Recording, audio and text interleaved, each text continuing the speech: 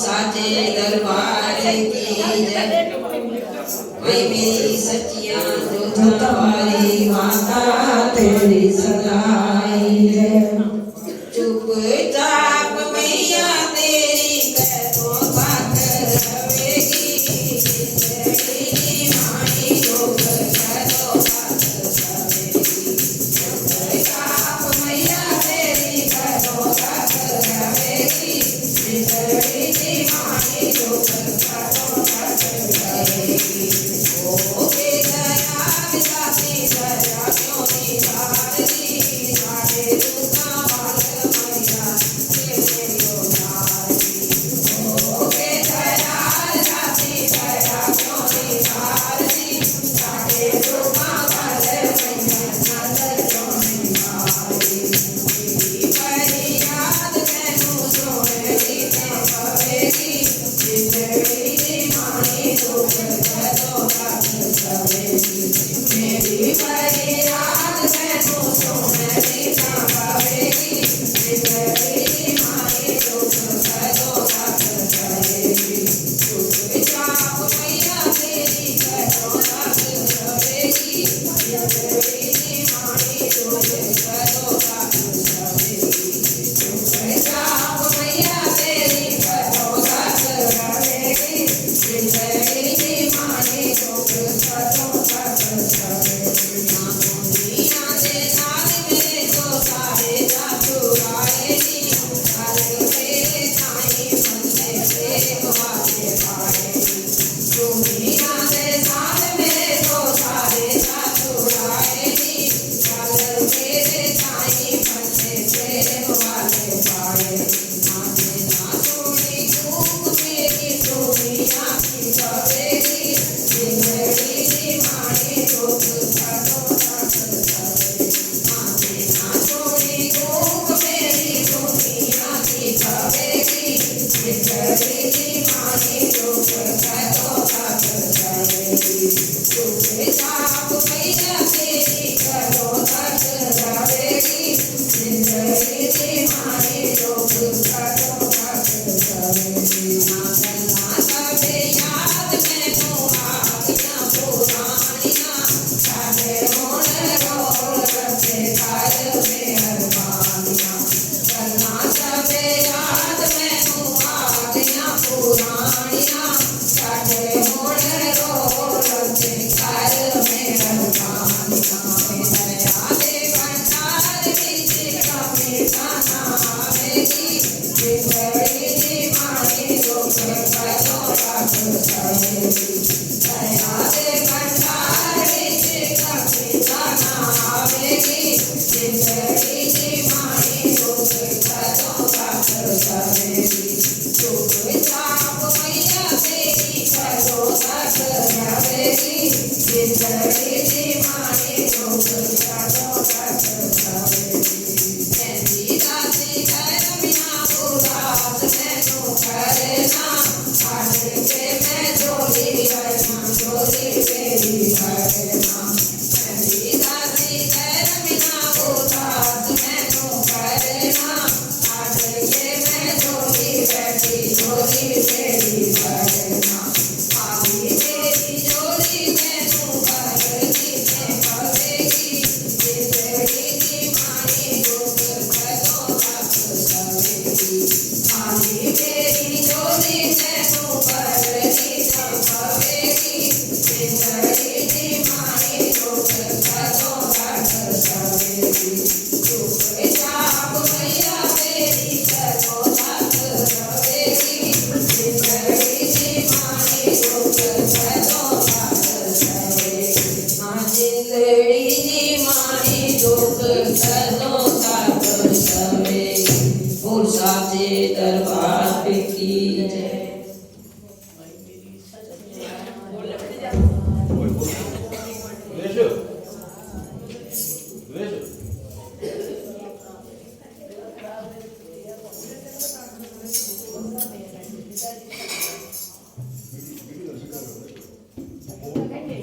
तेरे संग में रहेंगे ओ मोहना, तेरे संग में रहेंगे ओ मोहना, तुझे अपना करेंगे ओ मोहना, तुझे अपना करेंगे ओ मोहना, ओ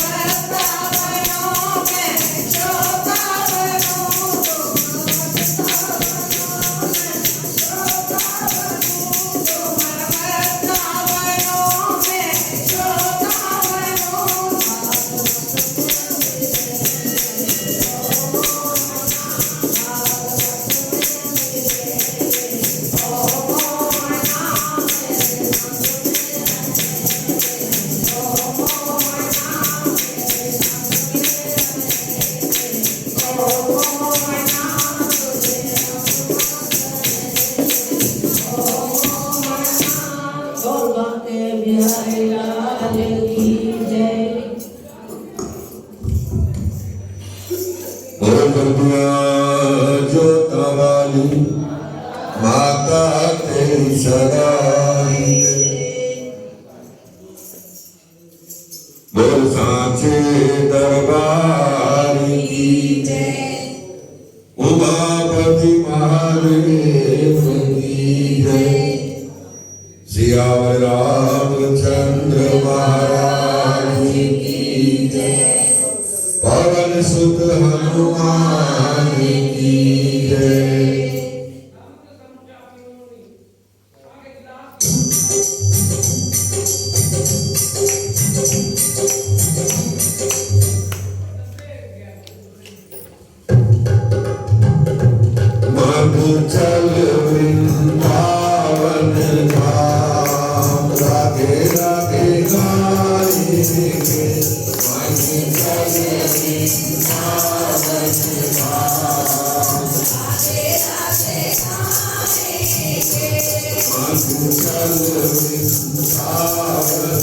राधे राधे गाएंगे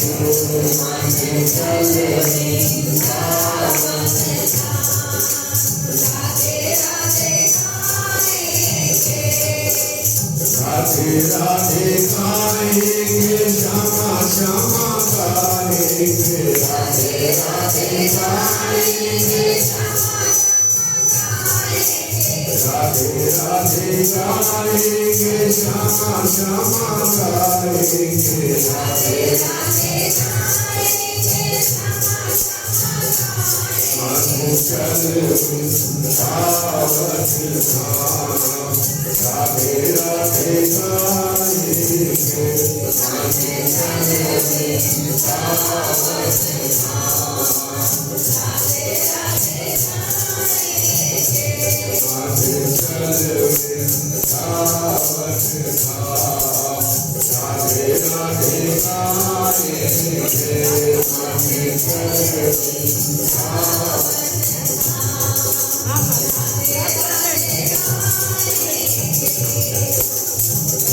वृंदावन में भागे बिहारी वृंदावन में वृंदावन में भागे बिहारी वृंदावन में भागे बिहारी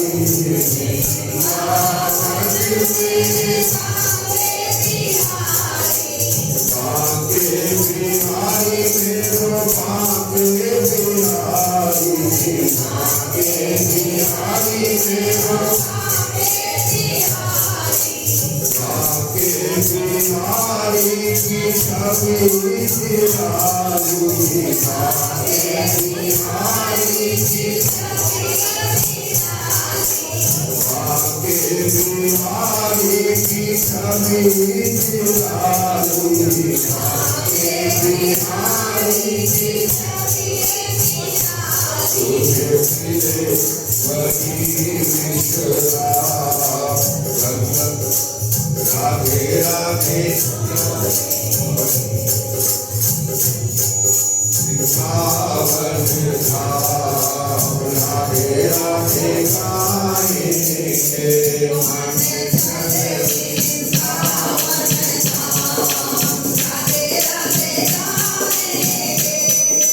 राधे राधे गाएंगे श्यामा श्यामा गाएंगे राधे राधे गाएंगे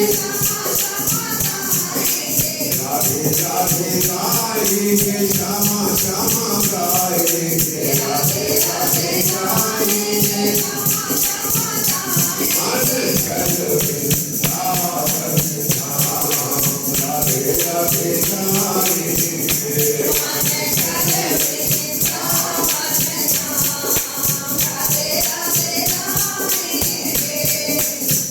वृंदावन में यमुना किनारा वृंदावन में यमुना किनारा यमुना किनारा यमुना किनारा निर्मल शीतल बहती है धारा निर्मल शीतल निर्मल शीतल बहती है धारा निर्मल शीतल मिल जाए श्यामा श्याम राधे राधे गाएंगे मिल जाए श्यामा श्याम राधे राधे गाएंगे मन चल वृंदावन धाम राधे राधे गाएंगे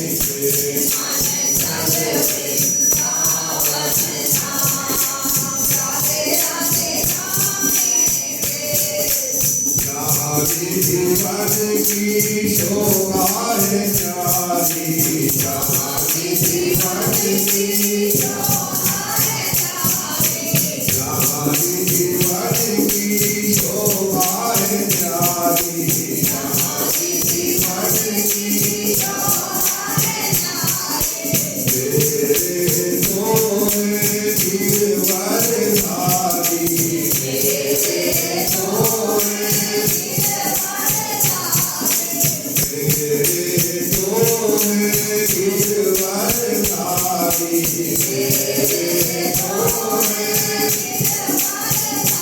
तेरे बन जाए बिगड़ेगा राधे राधे गाएंगे तेरे बन जाए तेरे बन जाए बिगड़ेगा राधे राधे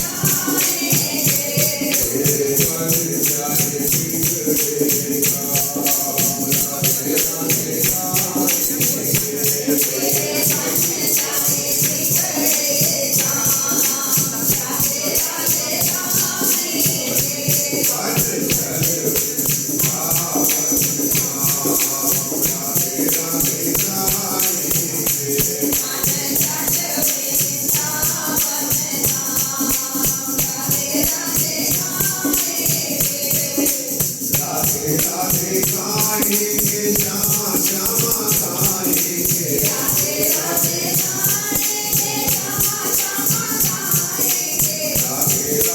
गाएंगे श्यामा श्यामा गाएंगे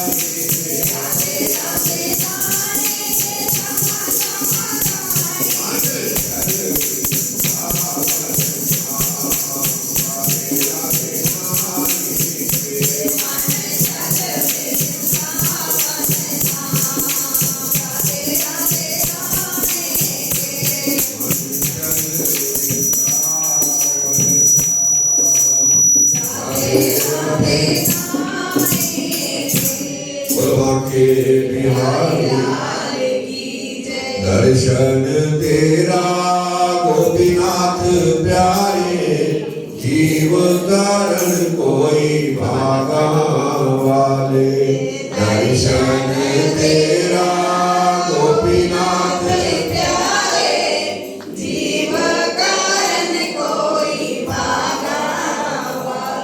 शरणा सहित जो आवे तेरी शरणी शरणा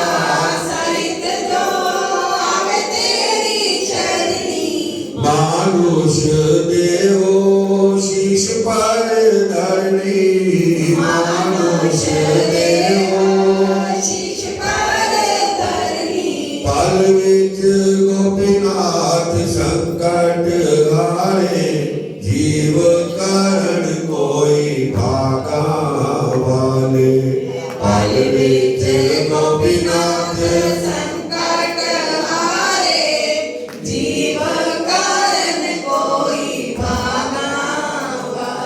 जिसनु भक्ति का रस भावे जिसनु भक्ति उसके अंदर प्रेम समावे उसके अंदर लेने लोक परलोक सुधारे जीव कारण कोई भागा वाले लेने लोक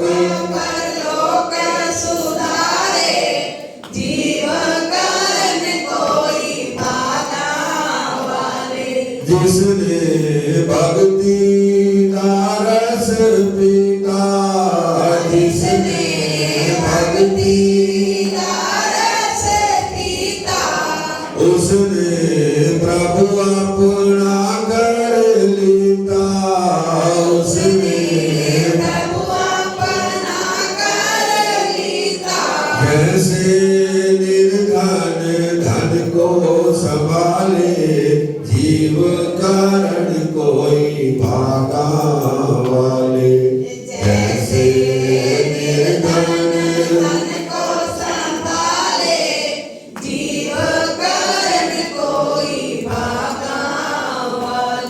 हाथ जोड़ के मैं शीश निभावा हाथ जोड़ के मैं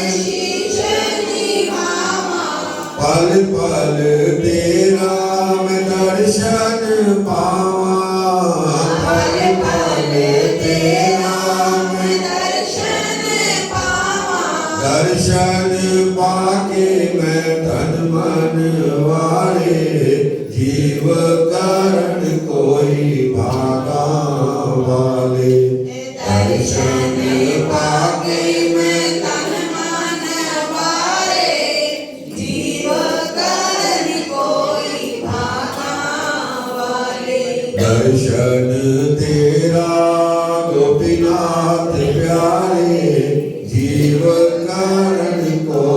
भागा वाले। दर्शन तेरा गोपीनाथ प्यारे, जीव करण कोई भागा वाले। बोलिए श्री गोपीनाथ महाराज की की जय, बोलिए श्याम कार्तिक भगवान की जय। विघ्नों का निवारण करने वाले भगवान श्री गणेश जी, सारी सृष्टि के परिपालक, जगत के आधार भगवान श्री कृष्ण, ज्ञान को देने वाली मां सरस्वती, पुराणों के कर्ता श्री वेद व्यास जी, सदगुरुदेव महाराज के चरण कमलों में प्रणाम करते हुए जगन्नाथ भगवान की श्रद्धा और भक्ति रस में डूबे हुए कार्तिक मातम कथा प्रारंभ करते हैं। बोले श्याम कार्तिक भगवान की जय। काल के प्रसंग के अंदर आपने सुना कि कार्तिक मास के अंदर नियम क्या धारण करने चाहिए, कि प्रारंभ के प्रथम दिवस के अंदर जो है स्नान आदि करके और उस समय जो है मन के अंदर धारण कर ले, संकल्प धारण कर ले। अगर हाथ में जल लेकर के भी संकल्प करते हैं तो उसका पुण्य और भी बढ़ जाता है। तो मन में जो है संकल्प धारण कर ले। इस कार्तिक मास के अंदर जो है मैं परमपिता परमात्मा के चरणों के अंदर अपने मन को लगा करके और हर प्रकार के अपराधों से मुक्ति प्राप्त करने के लिए, जब जन्मांतर के अंदर किए गए पापों को नष्ट करने की कामना को लेकर के मैं इस कार्तिक मास के अंदर व्रत को धारण करूंगी या करूंगा। या व्रत नहीं कर सकते तो नित्य प्रति मैं प्रातः काल उठ करके जो है ब्रह्म मुहूर्त में, सुबह 4 बजे का समय होता है कि ब्रह्म मुहूर्त के अंदर जो है उठ करके मैं अपने समर्थ के अनुसार नृत्य के माध्यम से, भजन के माध्यम से या कीर्तन के माध्यम से, सत्संग के माध्यम से या कथा श्रवण के माध्यम से मैं अपने मन को जो है परमात्मा के चरणों के अंदर लगा करके जो है इस कार्तिक मास की पूर्णता पुण्य को प्राप्त करने के लिए साधन करूंगी या साधन करूंगा, ऐसा निश्चय मन में धारण कर ले। और नारद जी के द्वारा जब ब्रह्मा जी से प्रश्न किया गया कि इस संसार के अंदर कलयुग के अंदर मनुष्यों के द्वारा ना ही तप किया जा सकता है, ना ही साधना की जा सकती है, ना ही विधि विधान के अनुसार जो है परमपिता परमात्मा का पूजन किया जा सकता है, तो ब्रह्मा जी आप बताइए कि मनुष्य जो है इस भवसागर से कैसे पार करेंगे, कैसे जो है परमात्मा के द्वारा इस मनुष्य के शरीर को जो है सार्थक करेंगे। इस उद्देश्य की पूर्ति के लिए परमात्मा ने ये मनुष्य का जन्म इस जीवात्मा को दिया है कि ये ऐसा जीवन है, इस जीवन के अंदर जो है तू कर्म के माध्यम से जन्म जन्मांतर के पापों से नष्ट होने का साधन कर सकता है। तो सतयुग में, त्रेता युग में, द्वापर युग में तपस्या की जाती थी, आयु भी बड़ी होती थी। सतयुग के अंदर तो 1 लाख वर्ष की आयु होती थी मनुष्यों की, त्रेता युग के अंदर 10,000 वर्ष की आयु होती थी, द्वापर युग के अंदर 1,000 वर्ष की आयु होती थी, कलयुग के अंदर 100 वर्ष की आयु है। और ये भी अष्टाविंशतितमे युगे कलो कली युगे प्रथम चरण कि 28वें कलयुग का ये पहला चरण है। और देखिए कि इस कलयुग के अंदर जो है प्रथम चरण के अंदर हम 100 भी नीचे कर चुके हैं, 60, 70, 80 में ही पूरे हो जाते हैं। 40, 50 के बाद ही शरीर ढीला हो जाता है, दवाइयों के माध्यम से शरीर आगे बढ़ता रहता है। तात्पर्य कहने का यह है कि तपस्या नहीं की जा सकती, अनेक प्रकार के साधन नहीं किए जा सकते। ये छोटी आयु के अंदर, छोटी अवधि के अंदर जो है क्या किया जाए। नारद जी के द्वारा जब प्रश्न किया गया प्रभु कि सरल सा उपाय बताओ, तो ब्रह्मा जी ने इस कार्तिक मास के पुण्य के विषय में बताया कि कार्तिक मास के अंदर ही केवल कलयुग केवल नाम आधारा और सुमिर सुमिर नर उतर नहीं पार। ये कलयुग के अंदर जो है ये ऐसा परमात्मा ने हमें जो है सरल उपाय बताया है। केवल नाम के माध्यम से ही हम भाव सागर से पार होने के लिए साधन कर सकते हैं। तो तात्पर्य कहने का यह कि जब कलयुग आया और राजा परीक्षित के पास आया तो मैं जो है तुम्हारे राज्य में स्थान चाहता हूं, तो परीक्षित में समर्थ थी वो कि वो कलयुग को जो है इस पृथ्वी पर ना आने देता। लेकिन उन्होंने विचार किया कि कलयुग के अंदर अनेकों अवगुण है, पाप, हर प्रकार के दुष्कर्म इस कलयुग के अंदर होते हैं। लेकिन एक इसमें गुण भी है। गुण यही है कि केवल नाम के माध्यम से ही परमात्मा की प्राप्ति कर सकता है। इसी कारण से राजा परीक्षित ने तब उन्हें जो है स्वर्ग में रहने की आज्ञा प्रदान की और उसने कलयुग ने छल करके जो है परीक्षित के मुकुट में जाकर के उसकी बुद्धि को भ्रष्ट कर दिया था। तो कलयुग जो है मनुष्य की बुद्धि को भ्रष्ट करता है। तो इसलिए केवल नाम के स्मरण से, नाम के माध्यम से हम परमात्मा को प्राप्त करने का साधन कर सकते हैं। इतना सरल उपाय है। और नित्य प्रति घर में अनेकों हमारे कार्य होते हैं, अनेकों उलझनों में उलझे रहते हैं, पारिवारिक आपदाओं से विपदाओं से हम मुक्त नहीं होते, कार्यभार से मुक्त नहीं होते, तो कैसे मुक्ति प्राप्त की जाए? तो यही बताया ब्रह्मा जी ने कि नारद इस कार्तिक मास को ग्रहण करें। कार्तिक मास को ग्रहण करके केवल मात्र प्रातःकाल करके स्नान आदि करके जो है वो परमात्मा में अपने मन को लगाने का प्रयत्न करें। तो सरल उपाय है ये कार्तिक मास का। ये कल के प्रसंग के अंदर आपने जो है सुना। और आज के प्रसंग के अंदर जो है ब्रह्मा जी कहते हैं कि नारद तुलसी की मंजरी सहित जो है भगवान शालिग्राम की पूजा जो है इस कार्तिक मास के अंदर करें। तुलसी के साथ शालिग्राम का पूजन करें। कोई अन्य जो है मिष्ठान नहीं लाने, कोई धन खर्च नहीं करना, केवल तुलसी के पत्तों से ही, तुलसी की मंजरी से ही और तुलसी के जल से ही हम जो है अपने आप को पापों से मुक्त कर सकते हैं।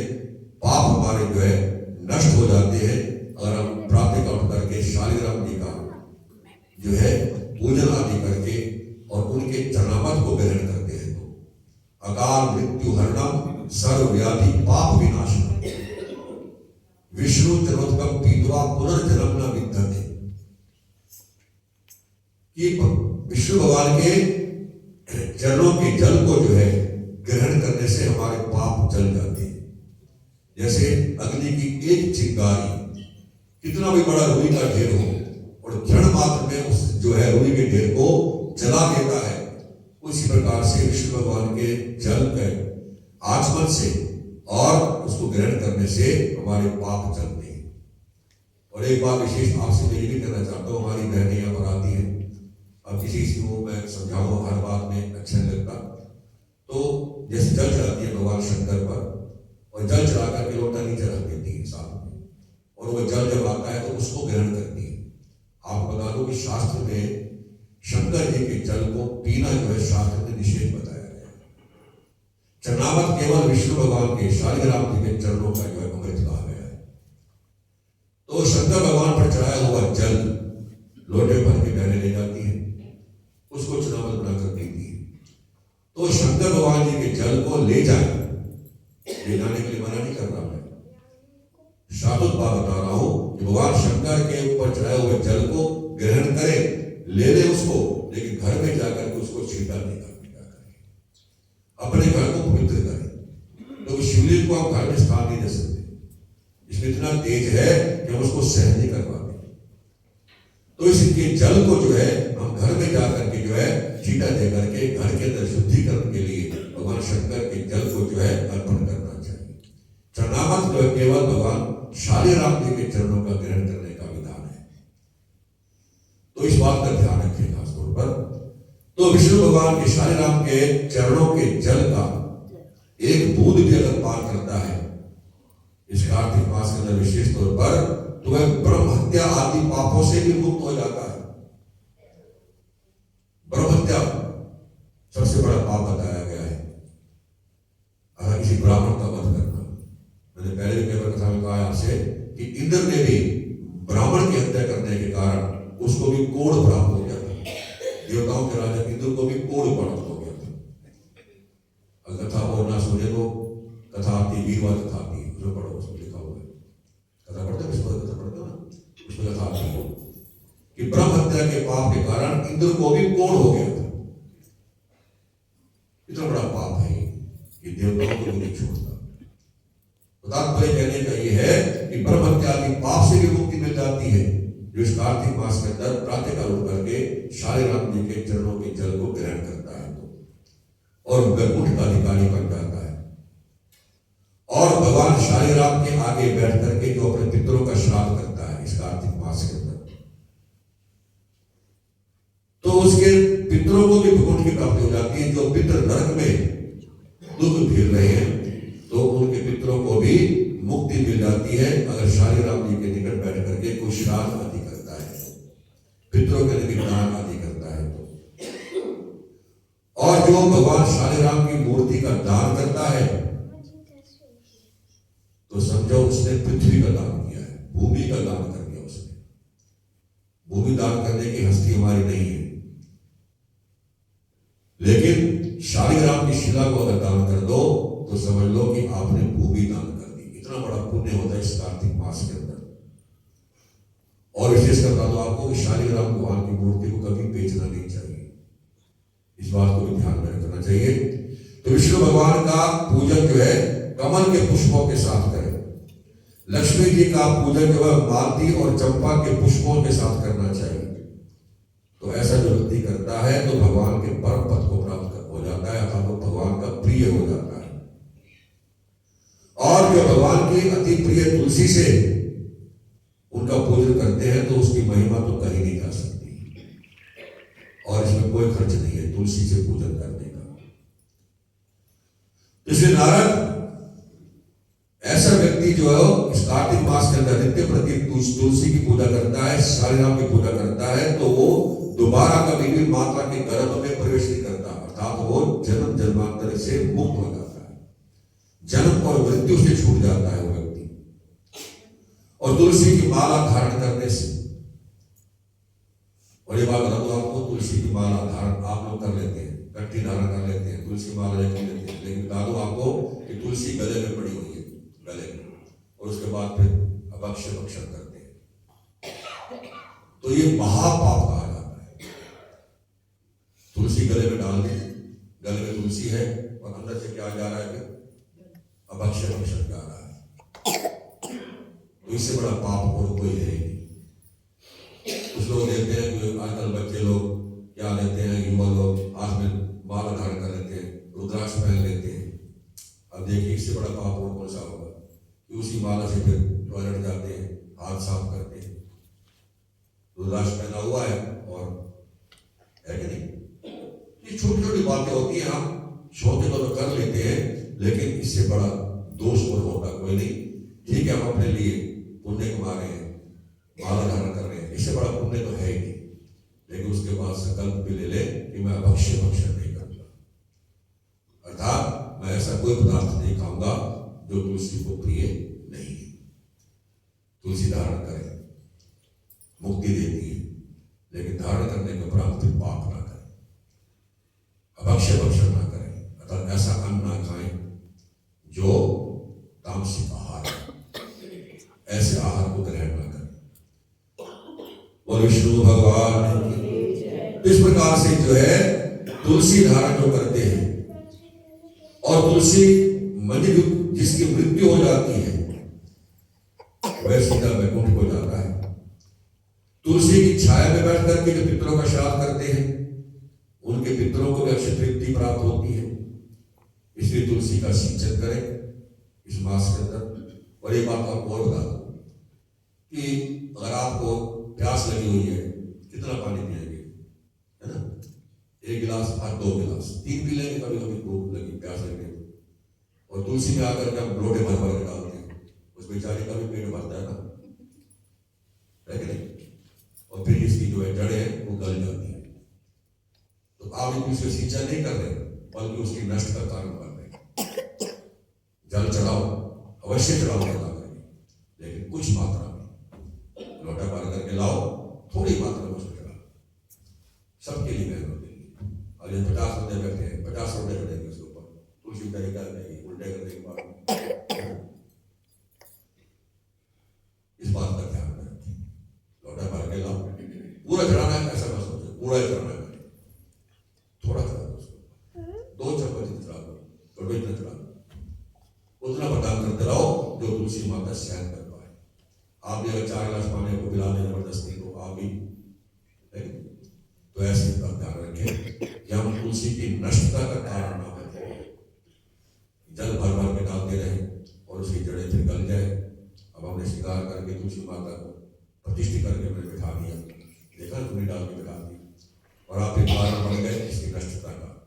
तो पुण्य कमाया या पाप कमाया ये आप हिसाब कीजिए। तो केवल मात्र लोटा भर करके लाइए और मात्र 2-4 बूंदे, 2-4 चम्मच इतना जल थड़का चढ़ा करके बाकी अन्य स्थान पर चला दो।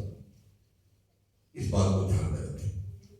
तो तुलसी का सिंचन जो करता है वह किसी भी प्रकार की बाधाओं से मुक्त हो जाता है। उसके जीवन में किसी प्रकार कोई बाधाएं नहीं आती, हर प्रकार की बाधाओं से मुक्त हो जाता है। सर्व बाधा विनिर्मुक्त हो और धन धान्य समन्विता, धन धान्य से भरपूर हो जाता है। मनुष्य वक्त प्रसाद भविष्य की न संशय, उस मनुष्य का जीवन भविष्य ऐसा बन जाता है जो तुलसी का सिंचन करता है समर्थ के अनुसार, श्रद्धा के अनुसार, और उसकी वृद्धि का जो कारण बनता है, तो हर प्रकार की बाधा से मुक्त हो जाता है। श्लोक के सारे सर्व बाधा विनिर्मुक्तो धन धान्य समन्विता मनुष्य वक्त प्रसाद भविष्य की न संशय, कि उस मनुष्य के ऊपर कोई नेगेटिविटी भी है, लगा ऊपरी बाधा भी है, तो तुलसी के सिंचन से, तुलसी के जल से उसकी नेगेटिविटी भी समाप्त हो जाती है, किसी का किया धरा भी समाप्त हो जाता है। तो इसलिए इतना महत्व है। हमारे विद्वानों ने, पूर्वजों ने इसका महत्व क्यों दिया, इसी कारण से दिया, इनका पालन करने का क्यों बताया गया, क्योंकि इनसे हर प्रकार की संपदा की प्राप्ति होती है, पापों से मुक्ति मिलती है और ऊपरी बाधाओं से मुक्ति मिलती है, धन धान्य की प्राप्ति होती है, संतति की वृद्धि होती है। संतति की वृद्धि हम चाहते हैं लेकिन उसको नष्ट कर देते हैं, इससे वृद्धि चाह रहे हैं। इस बात को ध्यान रखिए, उसकी वृद्धि का कारण बने, नष्टता का कारण ना बने। तो इस प्रकार से तुलसी का सिंचन गंगा, यमुना और नर्मदा के स्नान के समान हो जाता है। तुलसी का वृक्ष लगाने से, सींचने से और स्पर्श करने से मनुष्य के मनसा वाचा कर्माणि, मन के द्वारा, कर्म के द्वारा, वचन के द्वारा किए हुए सभी पाप जो उसके नष्ट हो जाते हैं। तो नारद इस प्रकार से जो है कार्तिक मास के अंदर जो है शांत चित्त रहे। तुलसी का पूजन जो है मंत्र नाम हो सकते हैं, मंत्र इसका नमः तुलसी कल्याणी, नमो विष्णु शुभे, नमः मोक्ष प्रदे देवी, नमः संपत्ति प्रदायिके, महाप्रसाद जननी, सर्व सौभाग्य वर्धनी, आदि व्याधि नित्य तुलसी को नमस्तुते। नहीं बोल सकते आप लोग, लेकिन आप मन में कामना लेकर, माता यदि संस्कृत समझती है वो हिंदी में समझती है, अपनी हिंदी भाषा में जो भी कामना करते हैं अपनी हिंदी भाषा में। इस प्रकार से जब तुलसी का पूजन दक्षिणा नमस्कार करके हाथ जोड़ करके प्रार्थना करेंगे, हे हरि प्रिय, आप जो है हरि की सबसे प्रिय है, और देवताओं ने तुमको बनाया है, मनुष्यों ने तुम्हारा पूजन किया है, मैं आपको प्रणाम करता हूं, नमस्कार करता हूं। और एक बात आपको और बता दें, तुलसी के बिना कभी भोग नहीं खाए। कोई भोग लगवाए तो तुलसी दल जो है अवश्य डाले, तब जाकर के वो भोग परमात्मा स्वीकार करते हैं। लेकिन इसमें एक बात और बता दूं आपको कि तुलसी जो है, जैसे भोग हमने थाली बनाई और तुलसी हमने पहले डाल दी, तुलसी पहले डाल दी फिर भगवान के आगे रखी, वो भी भगवान गारंटी करेंगे। आप पूछो भैया क्यों? थाली बनाई, तुलसी का पत्ता रख करके फिर मंदिर में ले गए, भगवान के आगे जो कामेला बना रखा है वहां उसके आगे रखी आपने, उसको भगवान स्वीकार नहीं करेंगे। क्यों? कारण क्या है? कारण यह है कि प्रथम पूजा भगवान गणेश की होती है और गणेश को तुलसी भोग नहीं लगता है। गणेश ने भोग नहीं लगाया तो अन्य भोग भी नहीं लगाएंगे। तुलसी आप पहले डाल करके फिर भगवान के आगे थाली रखी आपने, तो गणेश जी स्वीकार करेंगे नहीं। तो गणेश जी भोग नहीं लगाया तो भगवान भी स्वीकार नहीं करेंगे। तो थाली पहले बनाओ, पहले भगवान के आगे रखो, समझ गया बात को, पहले हाथ जोड़ो, फिर उसमें से भगवान गणेश पहले अपना भोजन ग्रहण कर लेंगे, फिर तुलसी लेकर निकालो। थाली भगवान के आगे मंदिर पर रख करके पहले हाथ जोड़ दो, गणेश जी उस समय तुम ग्रहण कर लेगा, फिर तुलसी डालो उसके अंदर, फिर सबको भोग दो। ये विधि है, आपको बता कुछ छोटी बातें होती है जो आप लोग नहीं जानते, कथा के माध्यम से यही आपको ज्ञान दिया जाता है कि जो कमी आप करते हो उस कमी को मत करो। थाली पहले बनाओ, प्लेट बनाओ, कटोरी बनाओ, जो भी है पहले भगवान का रख दो, एक बार हाथ जोड़ दो, बस कुछ मत बोलो चाहिए, और गणेश जी को ग्रहण कर लेंगे पहले, फिर तुलसी का पत्ता उसमें डालो, फिर सबको भोग लगाओ, फिर लगाओ। ये विधान है। तो तुलसी के बिना जो है कोई भी भोग परमात्मा स्वीकार नहीं करते हैं। तुलसी दल को उसमें डाल करके जो है फिर भगवान को जो है भोग लगाए। और जो मनुष्य इस प्रकार से आचरण करता है तो वह भी परमात्मा का प्रिय हो जाता है, जैसे तुलसी प्रिय है भगवान। और जो मनुष्य आंवले के पत्ते और फूलों से भगवान का पूजन करता है और आंवले के वृक्ष के नीचे बैठ करके जो भगवान का पूजन करता है, अब बता दो आंवले का पौधा में कब लगवा दिया है, और उसमें भी जल डालना, वो ना डालना रोटे भर भर के। आप अपने सोचो ना भी, जब मैं एक गिलास ऊपर पानी नहीं पी सकती, उसको हम 4 गिलास 50 गिलास रोटे को पिला रहे, तो बेचारे वो क्या करेंगे? वो जीव है, ये योनि है पेड़ पौधे की, आप बता रहे, ये उल्टी योनि है, इनका सिर नीचे है, गाल ऊपर। ये भी जैसे हम गर्भ से पैदा होते हैं, ये बीज से पैदा होते हैं, मिट्टी के गर्भ है इनका, ये पौधे से भी पेड़ बनते हैं, बच्चे से बड़े बनते हैं, है कि नहीं? और जैसे हम जो है वंश बढ़ाते हैं, संतान उत्पन्न करते हैं, एक फल देते हैं, उन फलों में भी बीज होता है। जब हमारे संतान हुए, हमारे पुत्र हुए, उन पुत्रों में बीज है ना, उन बीज के वंश आगे उनका वंश बढ़ता है कि नहीं? तो ऐसे ही एक फल होते हैं, उन फलों में बीज होते हैं, उन बीजों से फिर आगे वंश होते हैं। ये हमारे इनमें अंतर कोई भी नहीं है, ये योनि है। इनको स्थावर योनि कहा गया है, स्थावर योनि, एक स्थान पर खड़े होकर के योनि को बोलना। तात्पर्य कहने का ये है कि इनको भी नष्ट नहीं होना चाहिए। जल चढ़ाए, ये नहीं कह रहा कि जल मत चढ़ाओ, बाहर रखा हुआ होगा, बता दिया आपको मैंने, छुपा के रखा हुआ। यहाँ मैंने वो रखी थी, हमारी बेटी ममता ने भेज दी मेरे पास, शमी का पौधा भेजा था, और मैंने अंदर छुपा के रखा था। वहां भी नहीं छोड़ा लोगों ने, डाल डालो छुपा के रखी बाहर, क्या फायदा होगा? वृद्धि कारण नहीं बने, नष्ट का कारण। इस बात ध्यान में रखें। आंवले की पूजा भी करें इस मास के अंदर, लेकिन मामूली से जल से हल्का सा लोटा भरा, थोड़ा सा तुलसी पे, थोड़ा सा बड़ पे, थोड़ा सा केले पे, थोड़ा सा जो है आंवले पे, ऐसे थोड़ा सा होगा, बाकी पीपल का पड़ेगा। तो ये नियम अपना आज से सोचो, वो सदा के लिए, इस कार्तिक मास में नहीं, हमेशा के लिए इस नियम को धारण करो। क्योंकि भगवान को हम एक चम्मच भोग लगाएं या थाली भर के लगवाएं या पतीला भर के लगवाएं, हमारा केवल भाव होना चाहिए। इस प्रकार से जो है आंवले के पूजा का विशेष महत्व बताया गया है। तो इस कार्तिक मास के अंदर जो आंवले को इसके नीचे बैठ करके भगवान का पूजन करता है, उसको जो है स्वर्ण दान के समान पुण्य प्राप्त होता है।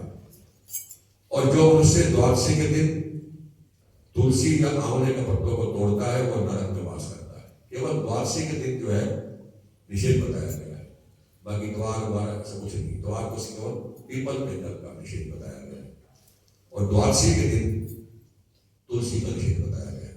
ना छुए, ना जल चढ़ाए, ना पूजा करने, आरती है तो वो घुमा ले, छूना जो है ना निषेध है, सुपास निषेध है। लेकिन अब आरती कर रहे हैं जगह पे, तुलसी के पास भी जा करके अपना आरती कर सकते हैं, छू नहीं सकते बस के द्वादशी के दिन और आंवले को भी। इस प्रकार से जो है मनुष्य जो कार्तिक मास में आंवले के फल तुलसी और गोपी चंदन की माला धारण करता है तो वह जीवन मुक्त हो जाता है। इस प्रकार से जो है ये नियम जो है आपको पहले बताइए बताया, कल भी नियम बताया, आज भी नियम पता होंगे तो आप पूरा पास करेंगे। नियम लास्ट हो जाएंगे अगर पढ़ी पहले मेरे सब साथ पूरा महीना भी कैसे करते रहेंगे, है ना। इसे नियम पहले बताए जा रहे हैं ताकि नियमों को धारण करके अपना कार्तिक मास सफल बना। इस प्रकार से जो है व्रती पुरुष से भोजन करके चंदन पुष्प दान आदि दक्षिणा से ब्राह्मणों को प्रसन्न करें और अगर हो सके तो भूमि शयन करें, भूमि पर निवास करें इस मास के अंदर। तो सारा मास भूमि पर शयन करें। अगर कोई ब्रह्मचर्य का पालन करना चाहता है कर सकता है तो ब्रह्मचर्य रहूंगा मैं पूरा मास, वो भी मन में धारण कर ले, संकल्प कर ले। और अगर कोई व्रत करने वाला है तो बर्तन का भी त्याग कर सकता है, केवल मात्र पत्तल में भोजन कर सकता है तो उसको और पवित्रता प्राप्त होगी। और अगर दिन में कुछ ज्यादा कर सके हो, सारा दिन चुगली कुली करनी है फलानी में डिग्री में ढोकनी में, लेकिन कुछ समय के लिए मौन धारण करना प्रतीक है। कम से कम आधा घंटा तो मौन रहूंगा, चाहे पुत्र को जाकर मैं दादा को जाकर, ठीक है, लेकिन मैं जो कोई ना सकता मेरा मौन है। ये सब नियम है, कर सकते हो आप। नित्य प्रति हमने आधा घंटा ही सही, 10 मिनट ही सही, 1 घंटा 2 घंटे जो भी कर सकते मौन सकते हो। मौन व्रत का धारण किया, व्रत का लगता है मौन व्रत, तो इस व्रत को भी धारण कर सकते हैं। दूसरे की निंदा चुगली आदि, दूसरे की बुराई, दूसरे की निंदा है, दूसरे का यश अपयश कुछ भी मैं नहीं किसी का होगा, तो बस केवल बात मौन धारण करोगी। चाहे मैं नित्य प्रति आधा घंटा करूं या 1 घंटा करूं या 2 घंटे करूं, इतना कर सकते हैं। वही व्रत है इस कार्तिक मास के अंदर, इस व्रत को भी धारण कर सकते हो आप।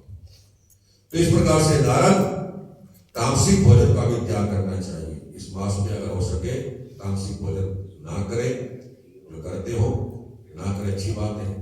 और अगर कोई प्याज से खाता हो तो वो भी ना खाए तो वो भी बहुत अच्छा है, वो भी पुण्य है। और तुलसी धारण करने वाले को प्याज खाने भी नहीं चाहिए। कंठी धारण करने वाले कंठी धारण कर रखिए तो उसको प्याज का दर्शन का त्याग ही कर देना चाहिए। हमारे दर्शन को तुलसी को क्रॉस करके अंदर ना जाए, कंठी धारण करनी है। तो इस प्रकार से नारद तामसिक भोजन बुरे नाम वाले वस्तुओं का त्याग कर देना चाहिए और आनंदमय घर वो बन जाता है, उसका जीवन बन जाता है। इस कार्तिक मास के अंदर इन साधारण से नियमों को भी धारण कर लेता है। इसमें कोई तपस्या नहीं है, कोई साधारण से कोई नियम है, बस नियम धारण कर। और हो सके तो मृदु भाषी बने, मीठा बोले सबके साथ। अब कौवे में अंतर क्या है? कौवा बुरा लगता है, सब आगे बैठ जाए, कौवे बैठ जाए तो प्रसन्न हो जाते हैं, तो हमारा कुछ भी नहीं बिगाड़ने को। लेकिन अंतर यह है कि कोई मीठी भाषा बोलती है, कौवा काँव करके बुरी भाषा बोलता है, इसलिए बुरा लगता है हमारा। ना कोई कुछ बिगाड़ती है ना कौवा कुछ बिगाड़ता है हमारा, फिर भी कौवा बुरा लगता है ना, इस कारण से भी बुरा बोलता है। तो मृदु भाषी बने, मिठास बोलने वाले बने, तो ये सरल से नियम है, इस कार्तिक मास में धारण कर ले। आज मन में सोच ले कि हम इन सिंपल से साधारण से नियम है हम धारण करेंगे। और श्याम कार्तिक भगवान की जय, सियावर रामचंद्र महाराज की। तो एक तरीक को जो है करवा चौथ का व्रत है, ठीक है ना। करवा चौथ एक तरीका है, हमारी बेटियां बहनें बैठी हैं।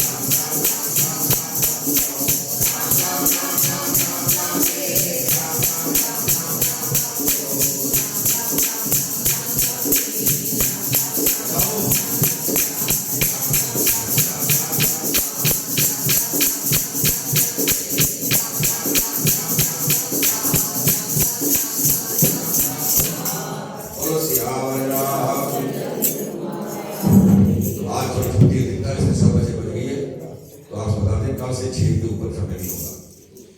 तो आज जैसे नियम धारण किया गया आपने कि 4:30 बजे हवन, और आप देख रहे हैं रौनक बनती है सुबह हवन के अंदर, सब आते हैं लगभग। आप इनसे जो लेट हो जाता है तो 4:30 बजे ठीक हवन करते हो, 5 बजे तक हवन, 5 साढ़े 5 जो है कीर्तन, और 5:30 से 6 तक कथा। कल से स्कूल सब शुरू हो जाएगी ना, तो कल 6 बजे तक समाप्त करते हैं। बिल्कुल आपकी मदद चलती रहेगी। तो आज छुट्टी है तो आज सब बच्चे 6 बजे सोएंगे, कल से 6 बजे समाप्त हो जाएगा। तो प्रार्थना सब समय पर आएगा। बोलो सियावर रामचंद्र महाराज ओम जय जय।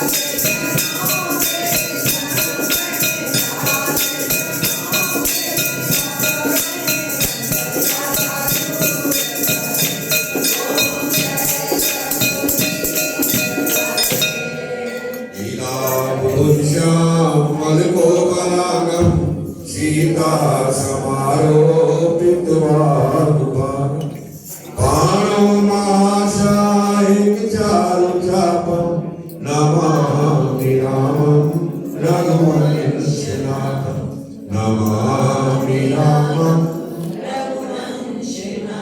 त्वमेव माता च पिता त्वमेव बन्धु च सखा त्वमेव विद्या च द्रविणं त्वमेव सर्वं मम देव सर्वं जनक सुता जग जनन जानकी अतिशय प्रिय करुणा निधानिनी ताके युग पद कमल मनाऊं जासु कृपा निर्मल मति पाऊं जासु कृपा सोम सोम देवर भंडारी तेरे मंगल में अदा करो प्रदान माता बुध बुद्धि देवी प्रकाश होए वीर वीरता नम शौरा शुकर शुकर करा तेरा हर वेले शनि शांति देव मणि समान माता रविवार तेरा गुण गानी गावा होवे जगत विच कल्याण दाती के दरबार में हम आए सभी हाथ जोड़ देवण वाली एक तू मामा गत लाख करोड़ मैया जी धनिक ना दीजिए जहाँ में ग्रस्त समाय मैं भी भूखा ना रहूं मेरा साध न भूखा घड़ी घड़ी तेरा आसरा घड़ी घड़ी तेरी आस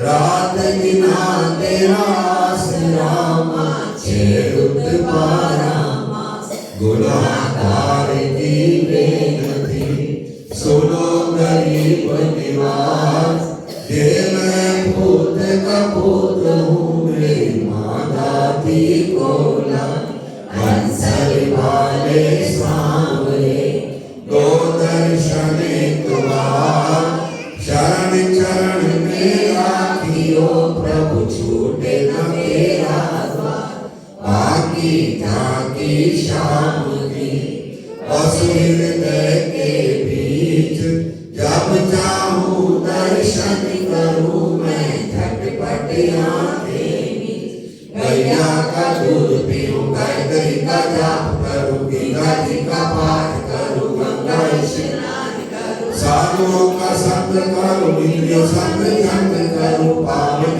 का ढंग करूं करूं गुणगान सदा सच्ची मीत होए आपसे प्रीत होए बड़ों जैसी मीत होए हाथों से दान की अरदास करो सब निवास बख्शो प्रभु ज्ञान दीन बंधु दुख भंजना घट घट के आधार हाथ जोड़ विनती करूं मेरी कोटि कोटि नमस्कार ऊंच नीच को तारा तूने कृपा सिद्ध बुराई शरण पड़ेगी लज्जा को सावरिया शरण पड़ेगी लाज है तुम राखो जगदीश दोनों भुजा पसार के हम चरणों में शीश